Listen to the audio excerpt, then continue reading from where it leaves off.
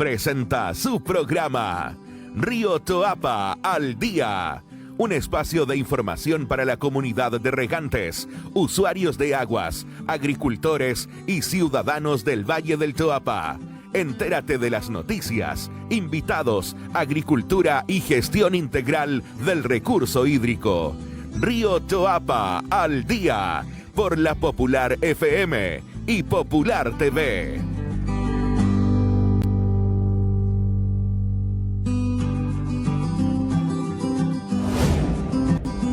Hola a todos, ¿cómo están? Muy buenas tardes, bienvenidos y bienvenidas a un nuevo capítulo de Río Choapa al Día. Comenzamos un nuevo capítulo de este programa de la Junta de Vigilancia del Río Choapa para informar y difundir las actividades relacionadas con la distribución de las aguas del Río Choapa, las comunidades y los sectores productivos en Salamanca.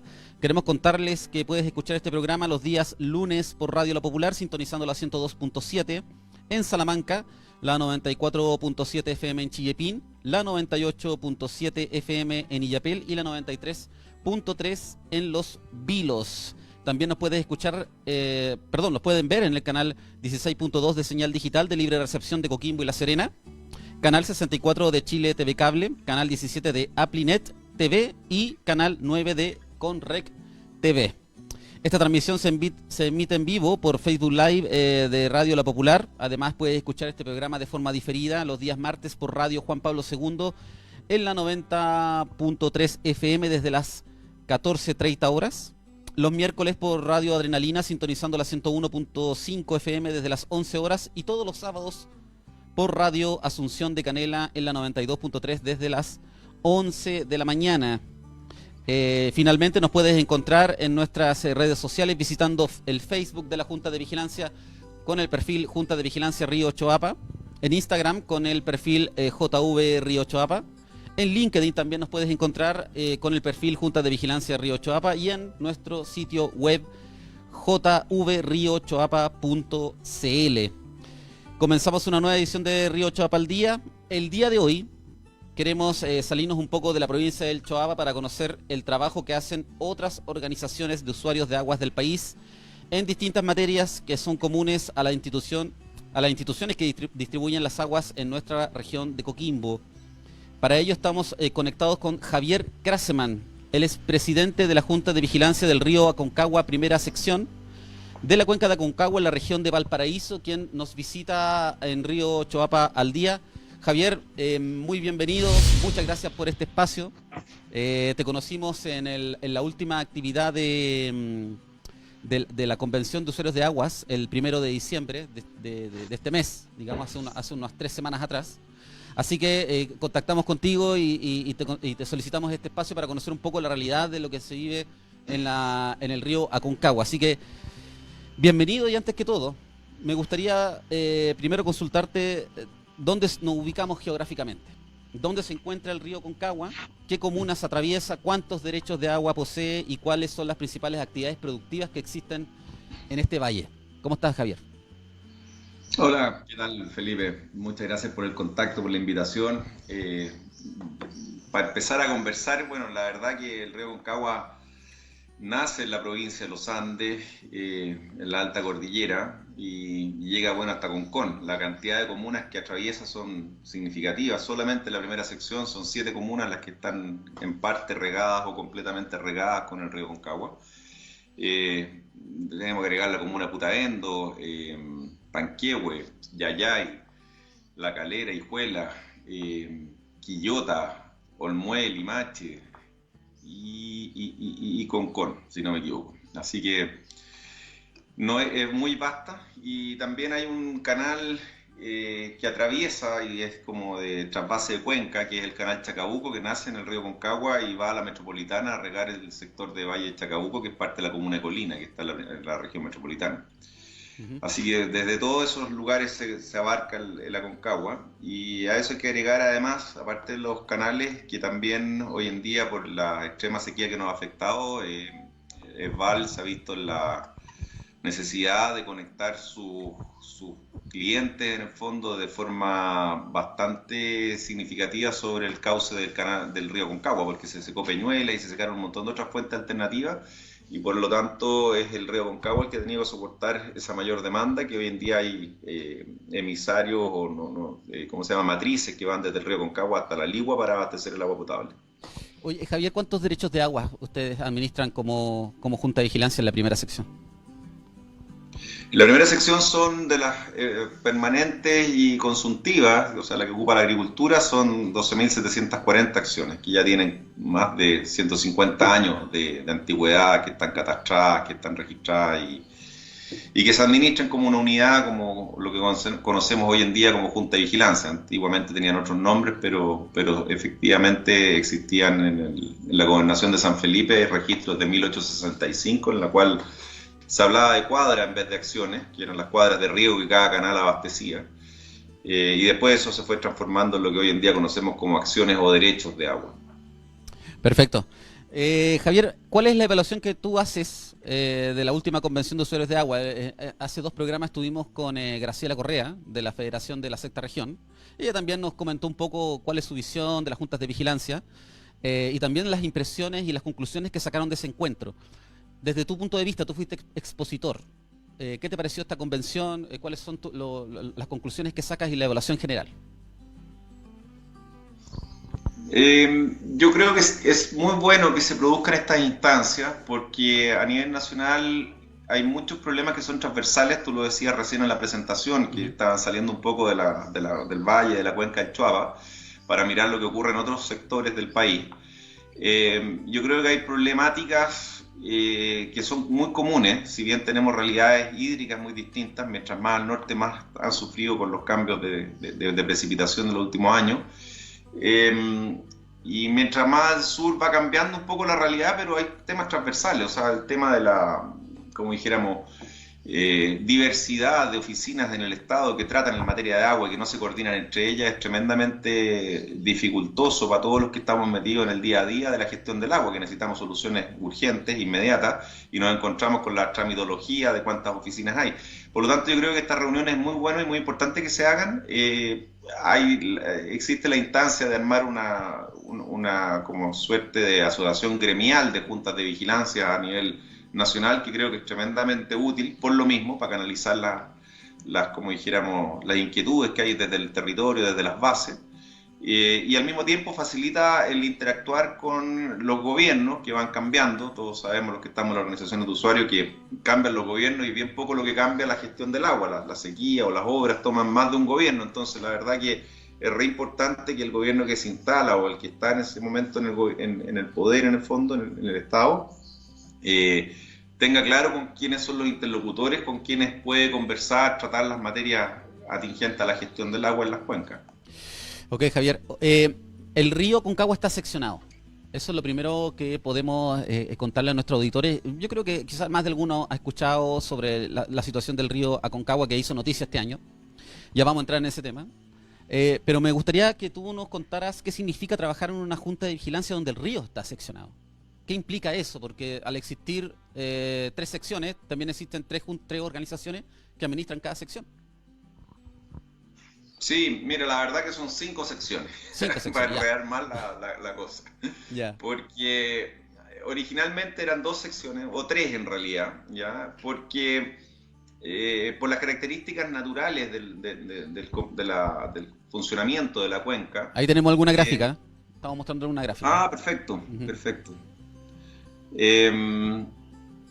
Sí. Bueno, estaba tratando de entenderlo un poco aquí mirando ahí de qué se trata. No, la verdad que los colores no coinciden mucho con la realidad, pero en el fondo están distribuidos más o menos las orientaciones donde están los ríos. Bueno, como todos sabemos, los ríos en el fondo nacen en la cordillera, pero se van nutriendo de múltiples fuentes en la medida que van avanzando hacia la costa, hacia el mar.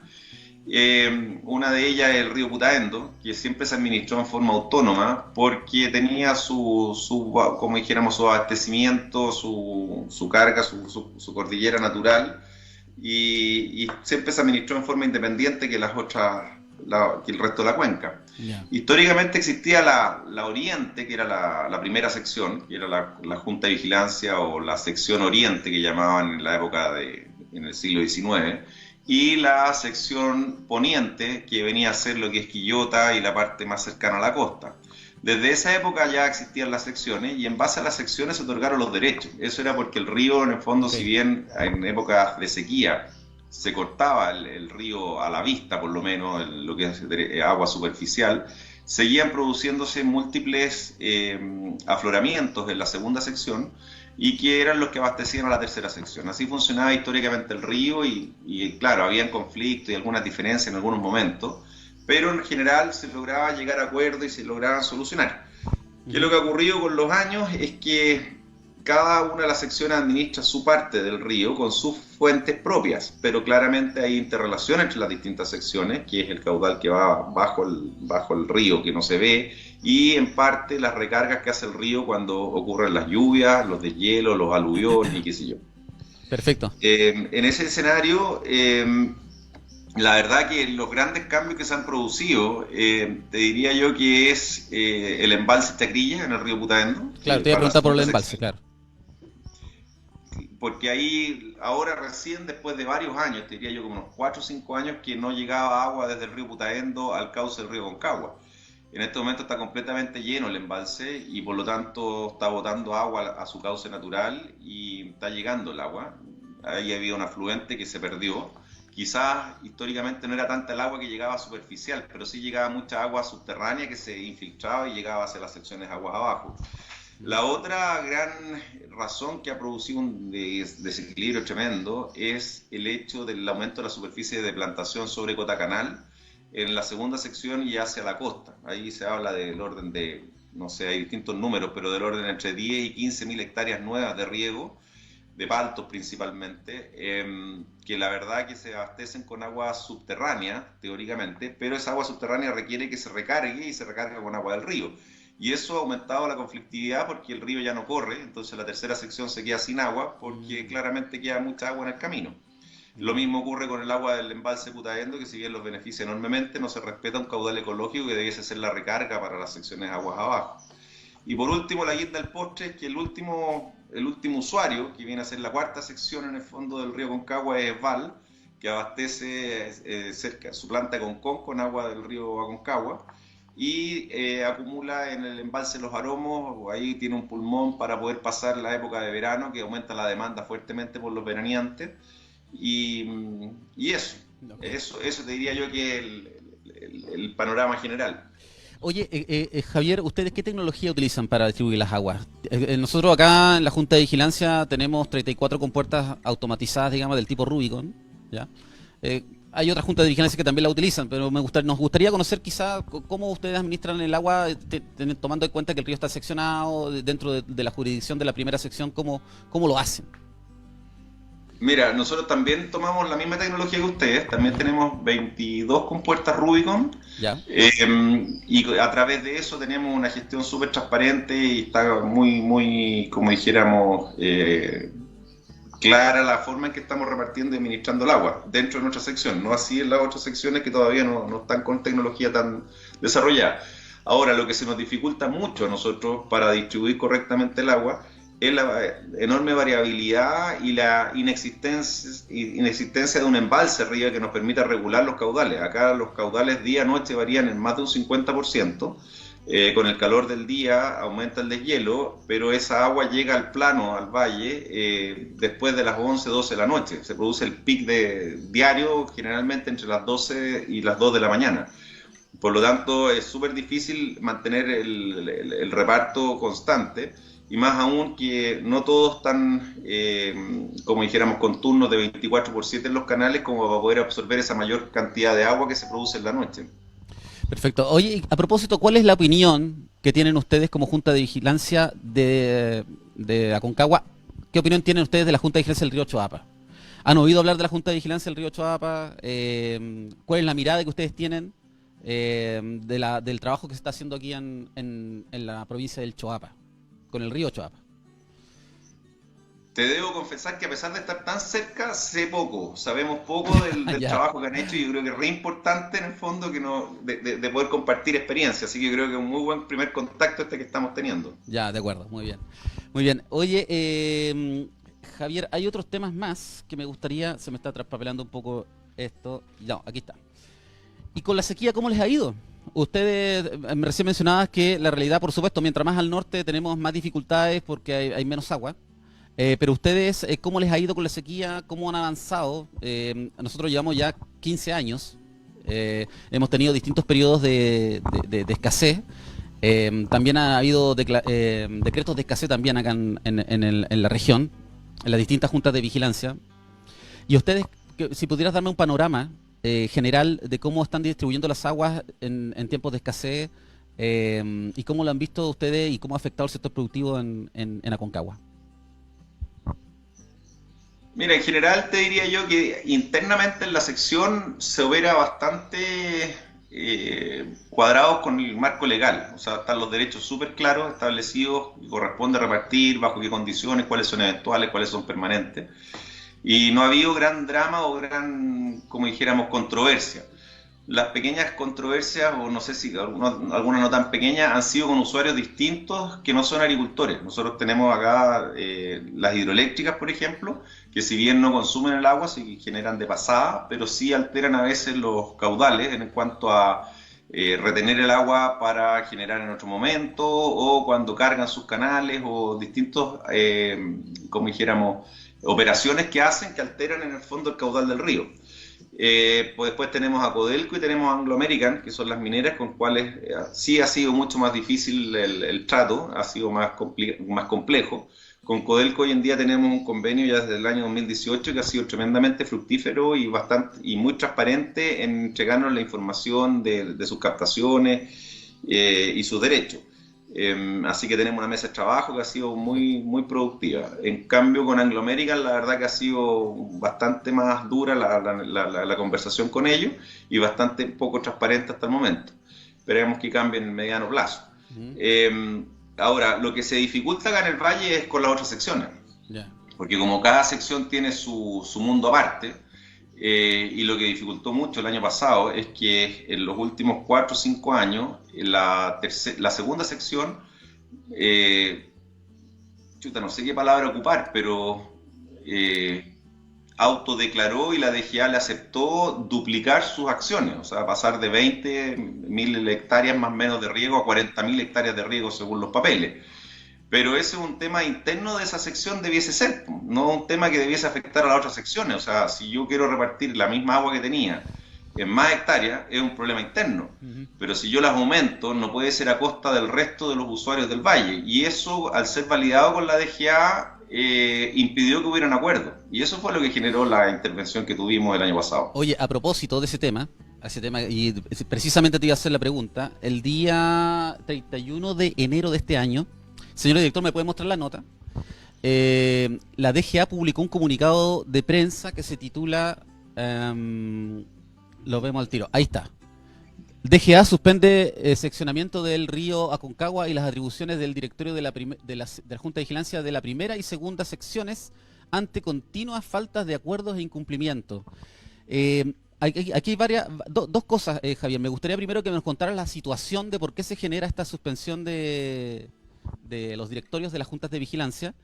Y en segundo lugar, me gustaría que nos pudieras explicar qué significa una intervención. Exactamente qué significa intervenir una junta de vigilancia o una organización de usuarios de agua como la Junta de Vigilancia Aconcagua.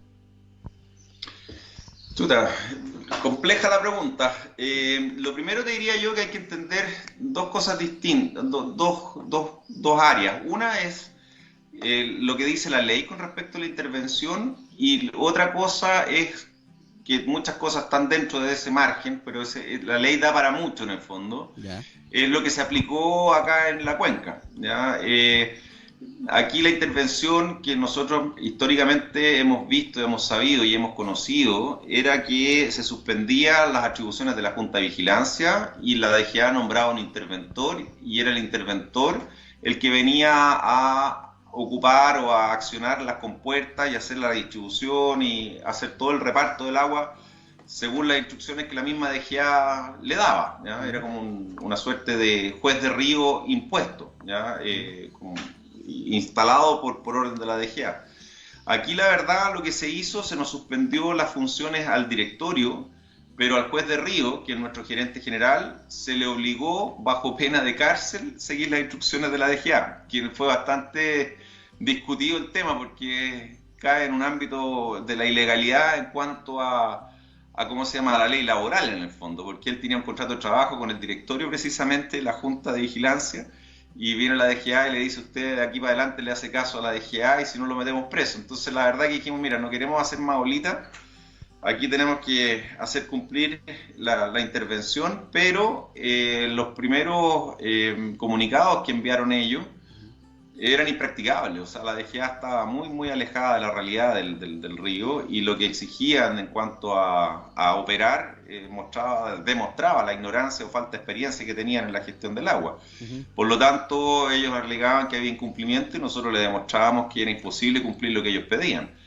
Así que poco a poco eso se fue ajustando y se fue llegando a una realidad más, no sé si que dejaba conforme a nadie, pero nosotros acá perdimos del orden de 2/3 de la superficie de riego. Fue dramático acá en la primera sección, y de hecho el daño que se produjo es tan grave que hoy en día, a pesar de haber agua, la gente no está consumiendo el agua porque los campos quedaron botados, abandonados. A ver, disculpa, tú me dices que se perdieron 2/3 de los cultivos, de las áreas, Así es. de las áreas cultivadas, pero eso se perdió porque la DGA comenzó a distribuir las aguas. ¿Eso me quieres decir? En vez de achicar el problema, lo agrandó o lo trasladó completamente a una de las secciones. Nosotros lo que manejamos en información, de acuerdo a los datos históricos de la misma DGA, es que en el fondo el costo de la sequía se lo llevó la primera sección, mucho más que las otras secciones. Ya, perfecto. Y bajo esta situación de intervencionismo, ¿cómo están trabajando actualmente, Javier? ¿Qué tuvieron que hacer durante todo este año? Bueno, la verdad que lamentablemente se nos fueron casi todos los presupuestos en materia de legales, judiciales, así que en esa parte todavía no vemos los resultados. Creemos que van a ser positivos porque creemos que hubieron muchas irregularidades y falta de rigor técnico en la manera que se aplicaron los criterios de redistribución, y estamos a la espera de eso. Ahora, desde el 10 de septiembre, que se terminó el decreto de sequía que sustentaba la intervención, es que ya no hay intervención en el río, así que hay mucho caudal, se están perdiendo el agua en este momento por no tener dónde guardarla. Están llegando más de 40, 60 millones de metros cúbicos a Concón. ¿Ya? Así que en este momento no sobra el agua, entre comillas, después de que faltaba con desesperación. Al principio me comentabas que ustedes no tenían embalse, digamos, un embalse de cabecera, digamos, en la cabecera del río Aconcagua. Eso es lo que ustedes necesitan, pero ¿no tienen otro embalse dentro de su jurisdicción? ¿O están más abajo, en la segunda, tercera sección? Mira, en las cuencas está solo el de Chacrillas, que toma agua del río Putaendo y nada más. Y en la cola está el embalse Los Aromos, pero que es para el agua potable del Gran Valparaíso. Ah, ya. ¿Ya? Ahora, es re complejo porque los dos embalses no permiten tomar mucha agua de la Aconcagua. El embalse de Los Aromos está construido para almacenar el agua del estero Limache. Ya. El estero Limache hace mucho tiempo que está seco, que lleva muy poca agua. Sirve de desagüe de los canales Waddington y Ovalle, que son dos canales largos que riegan Olmué y Limache. Por lo tanto, es súper difícil meterle agua al embalse de Los Aromos. Gracias a Dios, hace 3 años, más o menos 2-3 años, se inauguró una tubería reversible que va desde la desembocadura del río hacia Los Aromos y permite cargarla con agua que llega a la desembocadura y a su vez sacar agua desde el embalse directamente a la planta de Esval. La construyó Esval. Okay. Pero la verdad que no hay un embalse donde se puedan meter estos golpes de agua, estas crecidas de río, de deshielo. Hay muchos estudios que se han hecho, pero hasta la fecha no hemos logrado conseguir ninguno se materialice. Okay.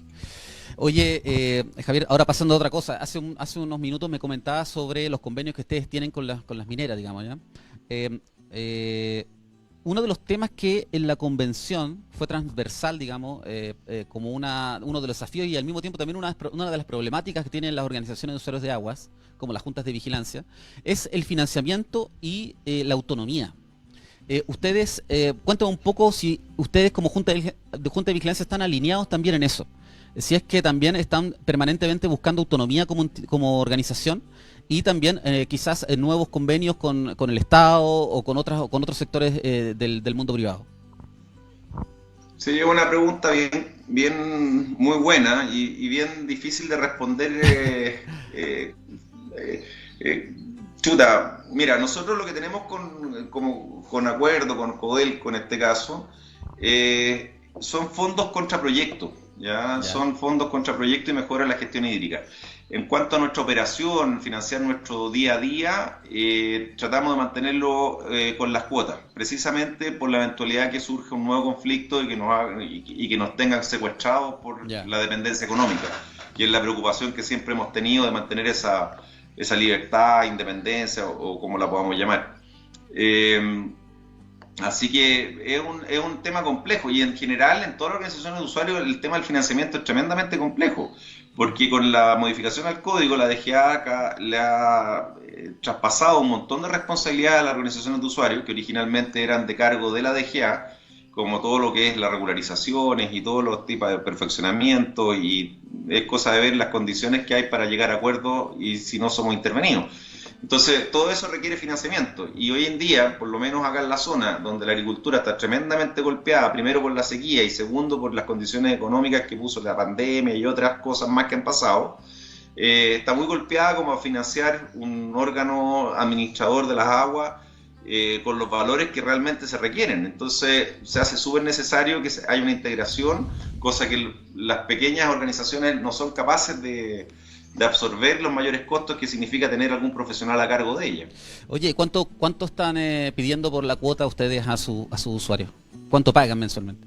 Chuta, me estáis pillando medio frío, no lo tengo aquí 100% actualizado, pero la verdad que lo que cobra la Junta por el tamaño que administramos nosotros, que son del orden de 26.000 hectáreas, si tú lo llevas por hectárea deben ser 5 o 7 mil pesos, más o menos al año. No es mucha plata. Ya, perfecto. Ahora tenemos la suerte que dentro de nuestros miembros también están las hidroeléctricas, donde Colbún y GESAM también hacen lo suyo, y son relevantes los aportes que hacen ellos, pagan sus cuotas anualmente, y eso nos permite manejarnos más o menos dentro de esos rangos de presupuesto, por lo menos para la operación, no así para las inversiones. Perfecto. Y respecto de la inscripción de los derechos de aguas en el catastro público de agua, que también es otro desafío, pero transversal para la organización de usuarios de agua después de la modificación al código de agua, ¿qué trabajo están haciendo ustedes? ¿Cómo están trabajando esto? ¿Cómo están canalizando quizás la urgencia también de los usuarios para poder inscribir sus derechos? Recordemos que la DGA, se amplió el plazo en realidad para inscribir los derechos para al año 2025. Pero ustedes, ¿cómo están trabajando esta situación en Aconcagua? Mira, nosotros llevamos hartos años tratando de incentivar la regularización, por lo menos unos 10, 15 años. Yo antes incluso de ser presidente de la Junta era presidente de un canal donde postulamos a varios fondos de distintas fuentes para precisamente regularizar derechos, ¿ya? Lamentablemente, y debo ser súper honesto, los mismos titulares han sido bien reacios, bien poco comprometidos en el fondo de la tramitación, en cuanto a llevar los papeles y seguir el trámite. Lo que pasa es que es un proceso tremendamente engorroso, de plazo muy largo, y que van desmotivándose en el tiempo la gente. O sea, nadie sabe bien qué es lo que pasó, si en qué quedó el trámite y qué sé yo. Y eso precisamente lleva a que hay como falta de convencimiento de la necesidad de hacerlo. Ahora con la modificación del código hemos vuelto a retomar nosotros las cartillas, las charlas informativas, el tratar de hacer de nexo entre distintas instancias de la autoridad, llámese INDAP, llámese CNR, llámese distintos fondos, incluso los PRODESAL de los municipios, están con recursos para poder canalizar a regularizar a los pequeños agricultores. En general es un problema más del pequeño que de las agrícolas más grandes. Las agrícolas más grandes tienen los recursos como para tomar abogados o profesionales que les permitan regularizarse. El tema es con los pequeños, y los pequeños ahí estamos tratando de ser de nexo nosotros entre algunas ofertas de financiamiento, como te decía, de todas estas fuentes de gobierno, con los usuarios mismos que son los titulares de los derechos. Ok, Javier, una última pregunta. Mira, se nos fue rapidísimo la entrevista, pero me gustaría preguntarte, así como si pudieras nombrar unos 3 o 4 desafíos de la Junta de Vigilancia del Río Aconcagua hacia el futuro, hacia los próximos años, ¿cuáles serían? Yo creo que el máximo desafío es avanzar en infraestructura. Nosotros ¿Ya? tenemos que tener embalses y canales conductores que se condigan con los tiempos. Ya no estamos, ya seguimos manejando el río en la práctica igual que hace 100 años, 200 años. Y con la falta de agua y la necesidad de la población, el derecho humano, o mal entendido derecho humano al agua de Esval en el fondo, y te lo digo mal entendido porque la verdad que todos hablamos del derecho humano que es todo el agua que toma Esval, pero Esval pierde el 30 y tantos por ciento del agua que inyecta a sus redes, entonces ya no es derecho humano, sino que ineficiencia de la misma empresa. O Y sea, así falta sucesivamente de al final inversión. llegamos a un porcentaje muy bajo de esa agua. Ya, ya. Falta de inversión por parte de la sanitaria, ¿no? Sí, lo que pasa es que, a ver, este tema del derecho humano al agua sin la letra chica, sin que se le defina aquí lo que se entiende por derecho humano, qué consecuencias tiene en el fondo el que sea subsidiado por la pequeña agricultura principalmente, que es lo que ocurre acá. La verdad que es una ventaja o un beneficio que al final se traduce muy fácil en utilidades de la sanitaria en este caso. eh, y pueden postergar inversiones teniendo la tranquilidad que el agua no les va a faltar, que antes se va a secar el valle completo. Entonces, esa verdad, eso es tremendamente dispareja la cancha para poder todos los usuarios ponernos de acuerdo en las inversiones que necesitamos. Pero yo te diría, lo primero que necesitamos es avanzar en infraestructura, ya sea la misma sanitaria como los usuarios, los demás usuarios de la cuenca. Y para eso tenemos que hacer un trabajo enorme de ponernos de acuerdo. No podemos seguir aquí tratando de darnos de habilosos cada una de las secciones, inventando derechos para agarrar un pedazo más grande de la torta, que la torta se está achicando y se está secando. Entonces, mientras no cambiemos esa lógica, la verdad que va a ser difícil poder avanzar en un plan de infraestructura significativo que urge en la cuenca. Ya. Un segundo desafío, ¿cuál sería? Chuta. Lograr incorporar las aguas grises de Gran Valparaíso a la cola de la cuenca. Yo Ya. creo que eso es tremendamente importante. Hoy en día se vierten al mar del orden de 100 millones de metros cúbicos de agua semitratada, y esa debiese ser la moneda de cambio con que la sanitaria devuelva ese derecho prioritario que tiene para consumo humano de quitarle el agua fresca a la agricultura, que me parece bien, pero que lo pague con agua servidas tratadas que le sirva a la parte baja de la cuenca. Esa debiese ser el deal, el negocio, el swap. Ok. Oye, Javier, mira, son las 1:38. Hemos finalizado esta entrevista. Mira, ojalá pudiéramos tener una próxima más adelante. Te quiero agradecer el contacto que has hecho para la Junta de Vigilancia del Río Choapa a través de su programa Río Choapa al Día. Así que te agradezco el espacio. Sé que eres un hombre bastante ocupado y de terreno también, así que te quiero agradecer este contacto y habernos dado la oportunidad de conocer un poco cómo funciona la Junta de Vigilancia del Río Aconcagua, y especialmente la primera sección que tú administras también y bueno, y como presidente también de la institución. Así que muchas gracias, Javier, y te dejo, no sé, unas últimas palabras antes de finalizar. No, nada más que agradecerte mucho el contacto, la conversa y queda pendiente el conocerse mejor, Sí, por invitarse a supuesto. terreno, ir a ver lo que estamos haciendo y qué sé yo. Así que muchas gracias y que tengan una muy buena semana. Muy bien. Gracias, Javier. Que esté muy bien. Y nosotros nos vamos a una pausa musical, sí, pausa musical y ya regresamos ya con nuestro segundo bloque.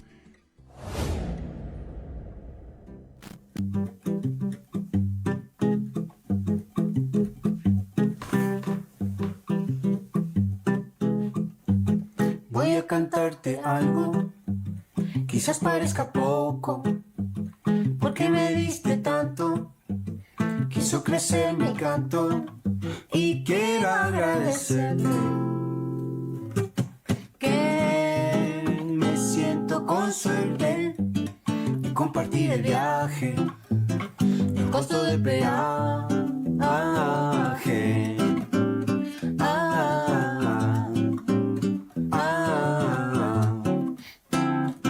Por este amor que inunda y no deja que me hunda, por irnos mar adentro para encontrar el centro, bucear en lo profundo, lo oscuro en nuestro mundo, para cambiar la orilla, la sala de rodillas.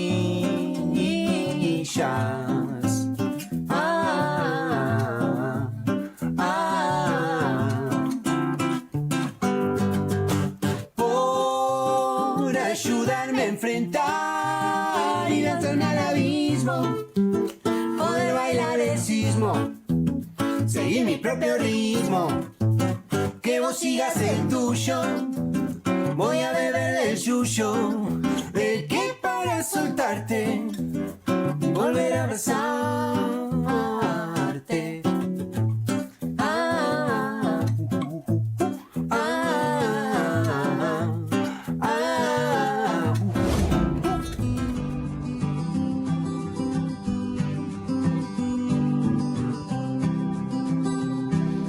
Estamos de regreso en Río Choapa al día y en este segundo bloque y final de nuestro programa estamos junto al presidente de la Junta de Vigilancia del Río Choapa, Ricardo Cortés Núñez.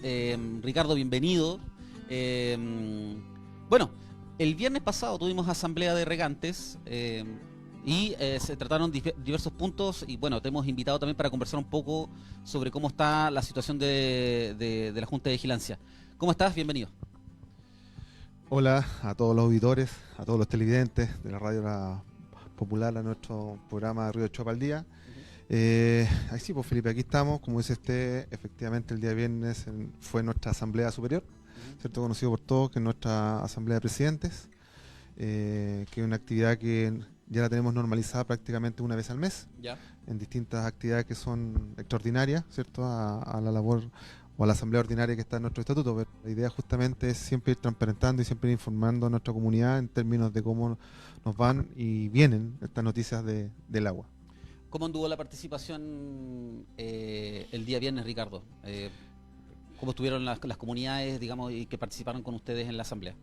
Bueno, como siempre tuve una participación y una asistencia bien elevada respecto a nuestra tendencia, que es la asistencia de los presidentes. En esta oportunidad estuvimos alrededor del 80% de participación. Ya. Creo que es un número muy, muy interesante desde el punto de vista de la entrega de la información, de la bajada de los distintos datos que se manejan en la Junta de Vigilancia. Y esperemos, lógicamente, que siempre este número se mantenga y ojalá siempre irlo subiendo. Uno de los puntos primero fue la situación hídrica del río Choapa. La distribución venía con una prorrata del 35%, Ricardo. Después se bajó al 30%. Finalmente, ¿cuál fue la decisión que se tomó respecto a la gestión que se ha hecho en 2023, considerando todos los elementos, digamos? Y la distribución, ¿cómo se mantuvo? Bien, como usted dice, pero me voy un poquito más atrás. ¿Ya? Nos vamos a principios de octubre, alrededor estábamos cerca del 10%. ¿Se acuerda? Y así sucesivamente fuimos subiendo hasta llegar a una prorrata de hace 2 semanas atrás, 10 días atrás, alrededor del 35%. Esto básicamente se dio por 2 razones. La primera, y una de las principales, tiene que ver con la reducción del caudal en cabecera del río Choapa. ¿Ya? Y por otro lado también un poco el proceso que tuvo la zona del sector bajo el puente de confluencia hacia la costa, digamos, que también presentó una baja importante en el caudal del río. Entonces fue necesario hacer este ajuste de manera de mantener un porcentaje menor ya a esta altura de carga al embalse, pero sí manteniendo dentro de un 30% que creemos que todavía sigue siendo un porcentaje importante. Y con esa realidad, digamos, nos presentamos a la asamblea este día viernes. El equipo técnico, como siempre, nos presentan los datos, los números, respecto a lo que es el trabajo respecto a cómo se está comportando el río.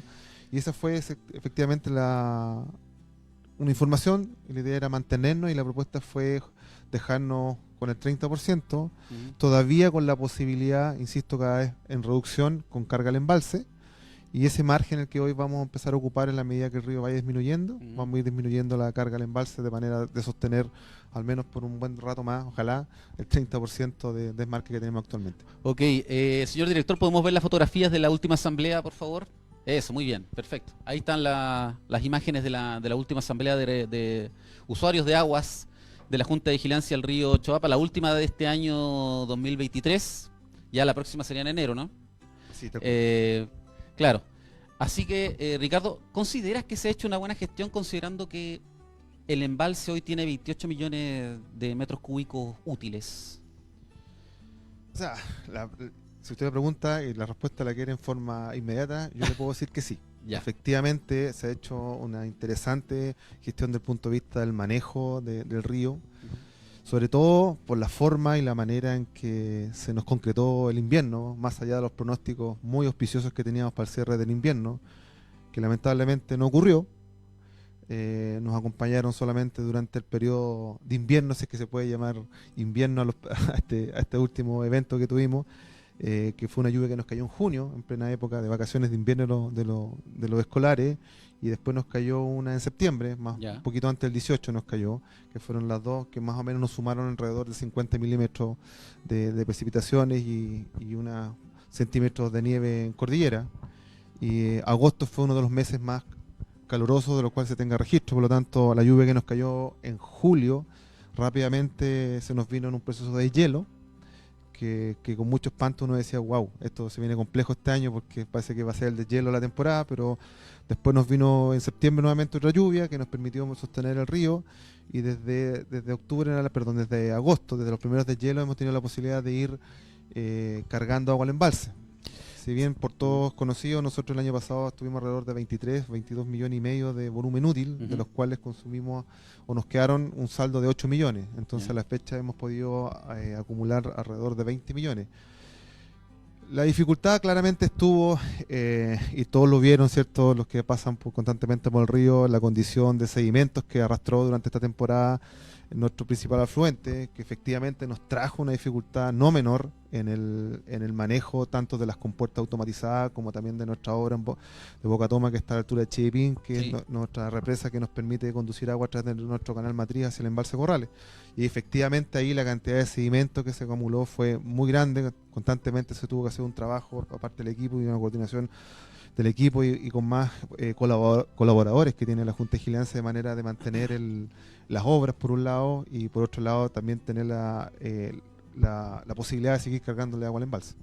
En el mes de noviembre, a propósito de lo que comentas, Ricardo, estuvimos informando sobre la situación de emergencia que se vivieron en los canales y en las compuertas automatizadas precisamente por los elementos que tú señalas, que tiene que ver con la bajada de aludes, con los sedimentos que arrastraron los deshielo. La Junta de Vigilancia, es interesante saber esto, la Junta de Vigilancia cuenta con un protocolo de emergencia, con un protocolo de activación de emergencia, digamos, cuando suceden este tipo de cosas. Porque este fue un año anómalo. El año pasado, que yo recuerdo, no tuvimos tantas emergencias de ese tipo. Bueno, lo que usted plantea efectivamente existe. Existe un plan de emergencia que, a propósito de ir constantemente a hacer un seguimiento de las distintas compuertas y de las obras del embalse a través del río por parte del equipo técnico. Ese es un trabajo que hace en forma diaria, y aparte está constante la coordinación que tiene el equipo técnico con cada uno de los presidentes, que hay una línea abierta ahí constantemente de llamado en caso de alguna emergencia. Y por supuesto, y lo más importante, es que al momento de generar algún conflicto con alguna compuerta, ahí el trabajo inmediatamente de la Junta de Vigilancia respecto a la mejora es prácticamente instantáneo en términos de la respuesta. Entonces creemos que efectivamente esto, como usted plantea, es un año anómalo, pero ya el año pasado, con las lluvias que tuvimos, alrededor de 170, 180 milímetros que nos cayeron el año pasado, empezamos a tener las dificultades. Usted entenderá que las compuertas automatizadas son del año 2016, prácticamente 7, 8 años, con un tipo de sedimento que incluso los mismos australianos, que son los inventores de este sistema Rubicon, ¿cierto? Ven que un sedimento distinto que va generando un proceso de pulido, digamos, en todo lo que es el material de las compuertas. Entonces tiene que hacerse un trabajo constantemente de diagnóstico y de prevención en términos de lo que significa hoy las compuertas. Pero este año efectivamente fue un año totalmente anormal, con un deshielo largo, ¿cierto? Que hasta el día de hoy todavía nos da la oportunidad, insisto, en cargar el embalse. Pero eso también nos ha traído consecuencias, y eso justamente hoy se ve reflejado con el daño de un par de compuertas automatizadas, tanto el canal Brea como el canal Boldo. Definitivamente la compuerta Canal Silvano colapsó, que fue una de las primeras que el año pasado ya dio una alerta amarilla importante en términos de lo que significaba esta acumulación de sedimentos en la compuerta. Entonces el trabajo no ha sido menor en términos de generar estas respuestas, y por otro lado también el llamado que tenemos, ¿cierto? Por ley, que es el tema del agua y la distribución. A propósito, las compuertas están reparadas, ¿no? La compuerta de Brea y de Boldo. Sí, eso es efectivo. Eso Ya, están perfecto. hoy operando Están operando normalmente, en sus digamos. comunidades, sí. Ya, perfecto. A diferencia de Canal Silvano, que esa colapsó y esa necesitamos con puerta nueva. ¿Cómo se viene el próximo año, Ricardo? La Junta de Vigilancia trabaja con sus desafíos que, bueno, se han informado acá a través de este programa, se han informado a través de otras instancias, también existe la memoria. Pero ¿cuáles son en materia de distribución y en materia de climática, digamos? Este año se dijo que venía el fenómeno del Niño, ocurrió muy poco respecto al fenómeno del Niño. Después se nos dijo a través de los centros de expertos, digamos, y de estudio meteorológico, de que esto era progresivo.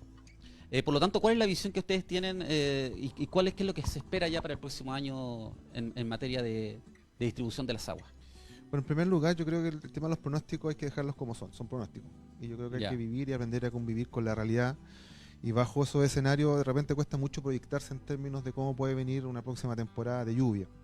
¿Ya? Entonces preferimos hoy hablar de lo que tenemos. Hoy tenemos prácticamente 28 millones de metros cúbicos en embalse y con un río que se está moviendo alrededor de entre 5.000 y 6.000 Claro.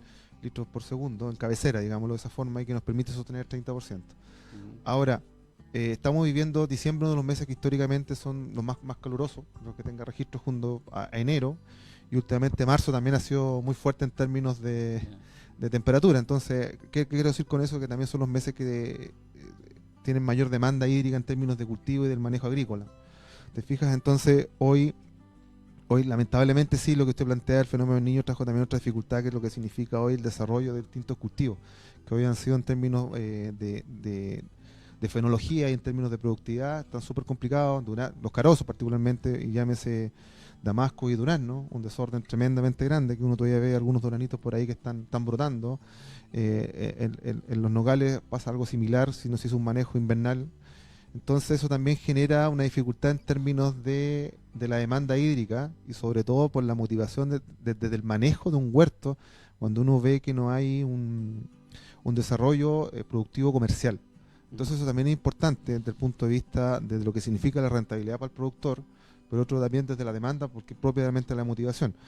Y ahora, en términos de las vías pesqueras, particularmente algunas variedades como Pedro Jiménez, tienen otra realidad. Efectivamente vienen con una producción un poquito mejorada. Entonces, ¿qué quiero decir con todo este preámbulo y responder su pregunta? Nosotros la idea es mantenernos con una prorrata cercana al valor que estamos. O sea, estoy hablando de una opinión técnica agronómica, ¿me entiende? De manera de poder demandar la demanda completa de los cultivos, particularmente pensando en vías pesqueras. También entendemos que hay un poquito menos de chacra porque, como dije en la respuesta anterior, no se concretaba la lluvia. Entonces hubo un llamado de alerta en términos, oye, no se concretaron. Nuestra mejor proyección era tener 18 millones en el embalse en su momento, tenemos 28, entonces hay 10 millones de metros cúbicos. La realidad fue distinta. Entonces ahí, y la idea, como le dije hace un rato atrás, es tratar de sostener esto. La primera instancia que hay que esperar es cuando siga disminuyendo el caudal del río Choapa y tengamos que seguir bajando la carga al embalse. Entonces, en el momento que terminemos, se nos acabe ese margen de carga al embalse para sostener, hay que sentarse como directorio con el equipo técnico, ver los números y ahí empezar a hacer trabajo. Pues la idea es tratar de sostenerlo de la manera que podamos. Enero nos queda un mes, ya tenemos la mitad de este mes y nos quedan 45 días. Febrero, históricamente, uno siente que llega febrero y uno siente más fresco, pero no necesariamente, pero a veces uno lo siente más fresco, pero bien, eso es. Ricardo, el segundo punto que hubo en la asamblea fue la entrega de información respecto al convenio que la Junta de Vigilancia está desarrollando con Aguas del Valle, con la empresa sanitaria. ¿Qué nos puedes contar los elementos más fundamentales de este convenio, en qué consiste y por qué se hace? Mira, más que una información a la Asamblea, básicamente se ratificó o se estaba indicando de una firma de lo que fue este trabajo. ¿Ya? Porque este análisis se hizo en el mes de junio o julio, en donde se les presentó a los presidentes el trabajo que buscábamos con este convenio con Aguas del Valle, y tuvo por lo menos una aceptación y una prueba sobre el 75% de la asistencia que estaba en sala en su momento que se llevó la elección. Entonces, ya con el respaldo necesario de la Asamblea, se siguió avanzando con la empresa sanitaria en términos de generar este convenio, que básicamente su objetivo principal es responder a las modificaciones del Código de Agua, que bajo el decreto de escasez el consumo humano y el saneamiento pasa a ser prioritario. Entonces con esto nosotros cumplimos con esa instrucción de la autoridad bajo estos escenarios nuevos que tenemos. Entonces, ¿qué significa eso en la práctica? Que bajo cualquier desmarque que tengamos en el río, Agua del Valle va a tener la posibilidad de seguir sacando sus caudales de manera de garantizar la disponibilidad para el consumo humano tanto para la comuna de Salamanca como para Illapel. Perfecto. El día de hoy, a partir de hoy, una de las informaciones que se entregó en la asamblea de regantes es que se va a hacer entrega de la información pública, digamos, para conocer los detalles de este convenio. La Junta de Vigilancia está trabajando en ese sentido con Aguas del Valle. Muy bien, Ricardo, son las 12:56 minutos. Sí, prácticamente la 1 de la tarde. Te quiero dar las gracias por las 2 de la tarde. Te quiero dar las gracias por este reporte sobre lo que fue la asamblea de usuarios de aguas de la Junta de Vigilancia, la última de este periodo 2023. ¿Cuánto tienen fecha para enero? ¿O todavía no lo han conversado? Todavía no lo hemos conversado. Todavía no lo han conversado. Ya, muy bien. Y nosotros te queremos despedir. No sé, ¿algunas palabras que quieras decir o lo dejamos así? No, yo creo que siempre agradecer, digamos, como siempre a la Asamblea del Presidente, ¿ya? Ratificando la importancia que le da a la institución por el alto porcentaje que tenemos constantemente. Esto lo consideramos súper valioso desde el punto de vista de la trazabilidad y del trabajo que se hace desde la entrega, desde la fuente a los regantes, por un lado, y segundo, como Junta de Vigilancia vamos a seguir trabajando de manera de poder mantener caudales que nos permitan generar un desarrollo productivo.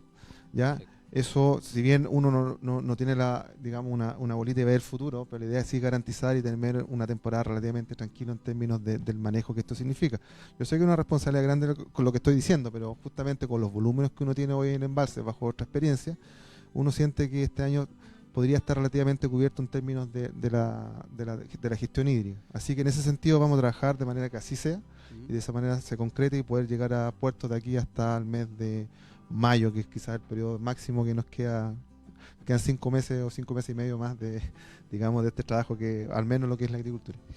Ya, muy bien. Muchas gracias, Ricardo Cortés Núñez, por haber participado en este programa de la Junta de Vigilancia del Río Choapa. Llegamos a la parte final. Informar a nuestros auditores que la Junta de Vigilancia del Río Choapa continúa con la recepción de documentos para realizar los registros de los derechos de aguas en el Catastro Público de Aguas en las oficinas de la institución. Para ello, escuche bien los horarios disponibles para hacer esta entrega de documentos. Serán los días lunes, miércoles y viernes entre las 9 y las 13 horas, entre las 9 y la 1 de la tarde, ¿ya? Para que lo anote ahí a nuestro amigo usuario de agua y nuestra amiga usuaria de agua también, para que anoten los horarios, 9 a 1 de la tarde. Y también queremos comentarles que la Junta de Vigilancia continúa con las atenciones legales solo los días lunes, con agenda previa o con previa agenda, en las oficinas de la Casa del Regante, llamando de lunes a viernes al teléfono 532551522. Aprovechamos, antes que me olvide, de mandarle un saludo a todo el equipo de la Junta de Vigilancia, a todo el equipo legal, a todo el equipo financiero, a todo el equipo operacional de la institución, que está todos los días trabajando de lunes a viernes ahí para atender a los usuarios y a las usuarias del río Choapa. Y por último, para finalizar nuestro programa, vamos con las estadísticas. Muy bien, señor director, ahí están las estadísticas al día de hoy. Las del río Choapa en base Corrales, sobre una cota de 732,15 metros sobre el nivel del mar.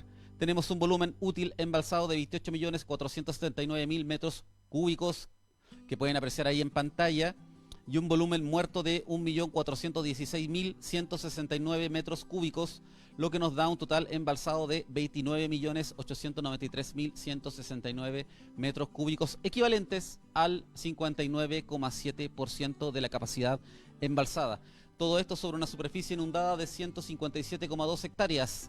Respecto de los caudales del río Choapa, hoy tenemos 4.705 litros por segundo, y por su parte la distribución de las aguas se mantiene en un 30% para todos los usuarios y comunidades del río Choapa. Con esta información terminamos nuestro episodio de hoy. Que tengan todos una feliz semana. Nos volveremos a reencontrar un próximo lunes con más informaciones sobre la Junta de Vigilancia a través de su programa Río Choapa al Día. Que estén muy bien. Chao, chao.